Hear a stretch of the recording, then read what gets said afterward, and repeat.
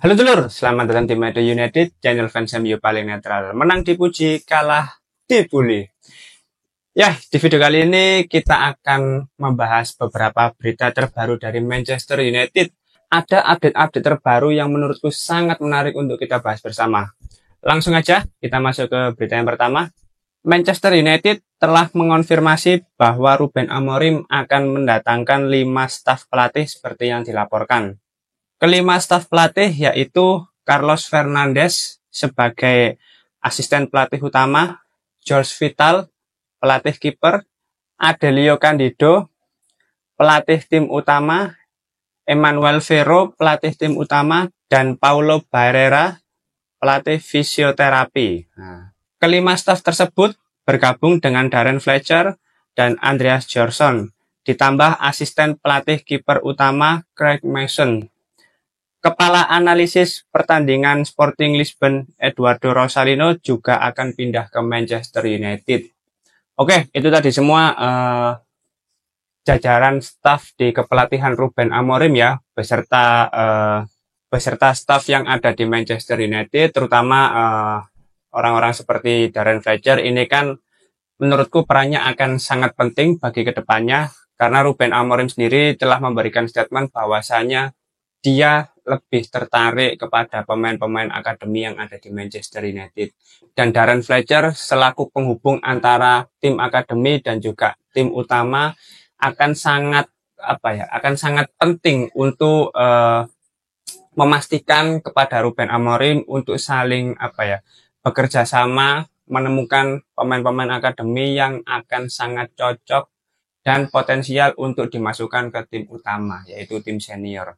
Kalau kita lihat secara keseluruhan staf kepelatihan di bawah asuhan Ruben Amorim, menurutku ini harusnya bisa memberikan dampak yang positif bagi Manchester United, karena kembali lagi ya, Ruben Amorim di Sporting Lisbon itu sudah sangat terbukti kualitasnya, prestasinya juga cukup mentereng, dan kesuksesan itu tidak serta-merta atas kerja keras Ruben Amorim seorang diri, tapi peran yang sangat penting dan juga sangat vital dari para staf kepelatihannya. Maka dari itu Ruben Amorim membawa 5 staf yang ada di Sporting Lisbon untuk ditarik ke Manchester United. Yaitu juga menjadi salah satu alasan mengapa Ruud van Nistelrooy akhirnya tidak diteruskan dan diberhentikan oleh Manchester United. Karena Ruben Amorim merasa lebih cocok dan sudah benar-benar nyetel dengan para stafnya, dan merasa para stafnya ini bisa sangat membantu kerja Ruben Amorim di Manchester United.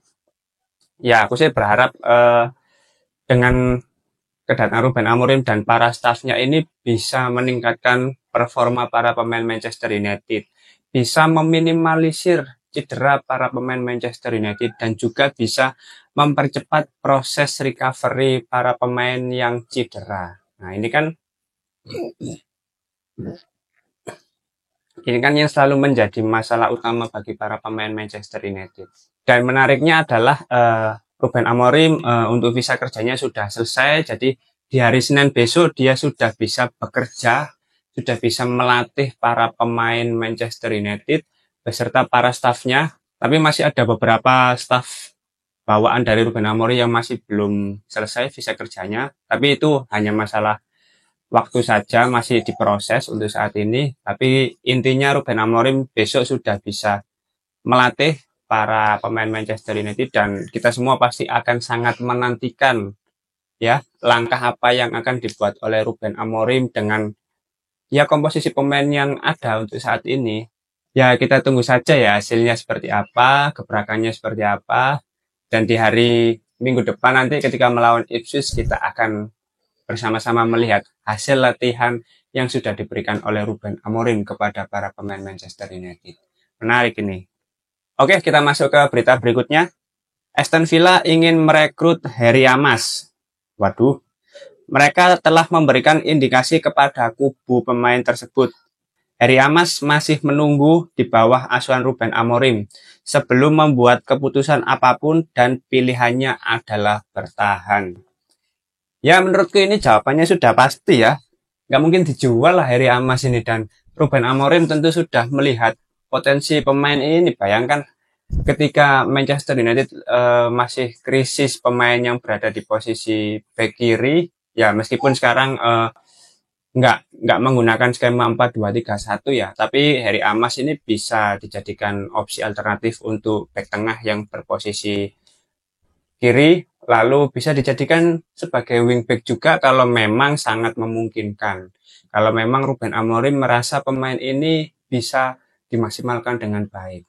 Tapi di luar itu semua nggak akan dijual lah. Harry Amas ini pemain penting. Menurutku akan menjadi pemain yang sangat penting bagi Manchester United untuk kedepannya.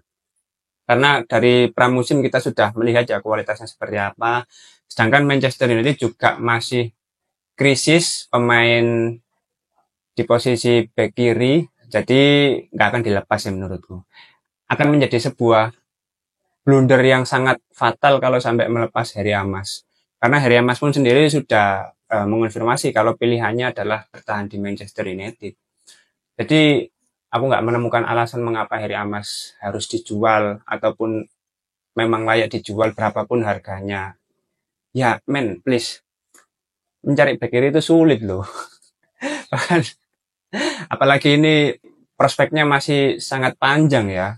Akan sangat disayangkan kalau dijual. Apa kalau dijual goblok-goblok nah itu. Cari pinter golek pemain-pemain muda. Dari Amas diteluas gak masuk. Harus bertahan. Tetap harus dipertahankan. Jangan sampai dijual. Oke, kita masuk ke berita berikutnya. Ruben Amorim tidak dapat menerima gagasan untuk bersantai. Dia ingin menantang segalanya segera bersama Manchester United. Wah, ini ya cukup apa ya, kalau kita lihat memang bahkan di beberapa statement waktu interview dengan Manchester United kemarin, Ruben Amorim ini sebenarnya sudah sangat ingin segera untuk melatih para pemain Manchester United, dan yang sangat ditekankan oleh Ruben Amorim adalah identitas karakter itu yang akan langsung diterapkan kepada para pemain Manchester United. Itu adalah menurut Ruben Amorim sebagai bentuk fondasi utama ya. Fondasi utama, jadi fondasinya, karakternya seperti apa, identitas permainan Manchester United itu seperti apa. Dan tentunya skema 3-4-3 ya yang akan diterapkan oleh Ruben Amorim. Dan selain itu Ruben Amorim menurutku ya, melihat dari interview kemarin, dia tampak lebih santai, tidak merasa mendapatkan tekanan dari siapapun, dan yang terpenting dia fokus terhadap tujuannya berada di Manchester United. Maka dari itu saat visa kerjanya ini sudah selesai, dia tidak ingin bersantai-santai. Dia ingin segera melatih para pemain Manchester United, segera merombak skuad yang ada di Manchester United, ditata ulang secara keseluruhan dan dibangun ulang untuk apa ya, menunjukkan identitas, untuk menunjukkan karakter itu, agar ya Ruben Amorim bisa lebih leluasa lagi dalam mengatur para pemain Manchester United ini. Apalagi ini kan ada waktu 1 minggu ya sampai laga berikutnya di Premier League pekan ke-12 melawan Ipswich. Nah, jadi Ruben Amorim tidak ingin menyia-nyiakan waktu 1 minggu ini untuk bersantai, untuk ya senyum-senyum. Dia pasti di balik layar dia pasti akan menjadi pria yang sangat fokus ya, yang sangat serius menurutku untuk membangun ulang Manchester United. Dari sisi performa para pemain ya tentunya. Oke, kita masuk ke berita berikutnya. Melansir dari Milesport, Lisandro Martinez telah melakukan perjalanan kembali dari tugas internasional lebih awal untuk bertemu manajer baru Ruben Amorim. Langkah pertama Martinez setelah tiba di Manchester adalah menjalani tes untuk menilai tingkat ketidaknyamanan fisik yang mencegahnya bermain untuk Argentina. Oke, ini kan kemarin juga sempat diberitakan bahwa ya, Lisandro Martinez ada indikasi cedera sehingga dia tidak bisa bermain bersama timnas Argentina. Nah, dia menganggap mungkin daripada nganggur di sana, mending balik ke Manchester aja, bertemu dengan manajer baru, dan berusaha berkenalan lebih jauh sambil memeriksakan kondisi fisiknya, apakah Lisandro Martinez ini untuk laga berikutnya melawan Ipswich dia bisa tersedia atau masih harus absen sampai dia benar-benar pulih. Kalau misalkan dia absen, menurutku ya cukup disayangkan juga ya, karena kalau main 3-4-3 tentu Lisandro Martinez ini memiliki peran yang cukup vital ya, karena dia bisa dijadikan back tengah kiri gitu loh. Tapi ya semoga tidak ada indikasi cedera yang cukup serius ya, hanya cedera-cedera ringan mungkin keseleo ta opo ngono. Oke, kita masuk ke berita yang terakhir. Victor Gyökeres tentang kemungkinan bergabung dengan Ruben Amorim di Manchester United. Menurut Gyökeres, Ruben Amorim mungkin sudah punya beberapa penyerang di sana. Jadi kita lihat situasinya saja nanti. Menurutku Gyökeres nggak terlalu terburu-buru ya untuk didatangkan Ruben Amorim ke Manchester United, walaupun peluangnya tentu masih sangat terbuka.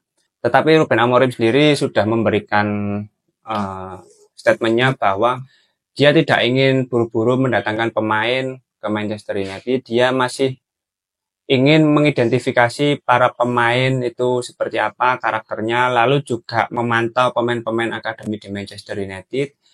Dan menurutnya pemain-pemain di Sporting Lisbon akan menjuarai Liga Portugal musim ini, jadi dia tidak ingin mengambil para pemain dulu karena dia sudah sangat nyetel ya pemain-pemain Sporting Lisbon ini. Baru kalau di musim panas nanti situasinya mungkin akan berbeda.